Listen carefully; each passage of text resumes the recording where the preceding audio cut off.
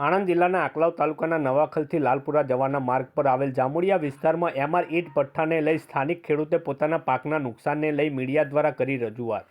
આકલાવ તાલુકાના નવાખલથી લાલપુરા જવાના માર્ગ પર આવેલ જામુડિયા વિસ્તારમાં આવેલ ખેતીલાયક જમીન પર એમઆર ઈંટ ભઠ્ઠા પરની આજુબાજુમાં ઘણા લોકો પરેશાન તેમજ પાકનું નુકસાન જોવા મળી આવ્યું।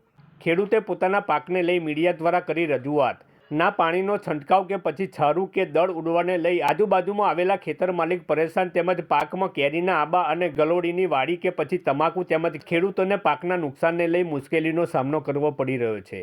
તો તેનું જવાબદાર કોણ? તંત્ર કે એમઆર ઈંટ ભઠ્ઠાના માલિક કે પછી ખેડૂતો? તે છતાં શું આ ઈંટ ભઠ્ઠાના માલિકને પોતાનો ફાયદો જ દેખાય છે? તો પછી ખેડૂતોનું શું? હાલના સમયમાં ખેડૂતો કેટલી મજૂરી કરે ત્યારે પાક તૈયાર થાય છે, છતાં પણ માર્કેટમાં પાકનો ભાવ ન મળવાને કારણે ખેડૂતો હેરાન પરેશાન થતા હોય છે। તો શું તંત્રના રહેમ નજર હેઠળ ચાલે છે?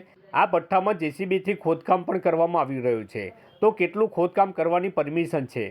અને જે કોલસીનો ઉપયોગ કરે છે અને ચીમનીમાં સળગાવીને પ્રદૂષણ ફેલાવાને લઈ આજુબાજુ વિસ્તારના લોકોને મુશ્કેલીનો સામનો કરવો પડે છે। અને તેમજ આ ભઠ્ઠામાં કોઈ જાતનું જીએસટી વગેરે ઓફિસ પર કોઈ બોર્ડ પણ મારવામાં આવેલ નથી, તે તપાસનો વિષય બન્યો છે। તેમજ જીપીસીબી અને ખાણ ખનીજ દ્વારા પરમિશન આપવામાં આવી છે કે પછી તંત્રની રહેમ નજર હેઠળથી ચાલે છે, તે જોવાનું રહ્યું। તો આ એમઆર ઈંટ ભઠ્ઠો કાયદેસર છે કે ગેરકાયદેસર, તે પણ તપાસનો વિષય છે। રિપોર્ટર કાળીદાસ ઝાલા। ભાઈ ફતાભાઈ ઠાકોર। આ કઈ જગ્યા છે? આ જામુડીમાં લાગે।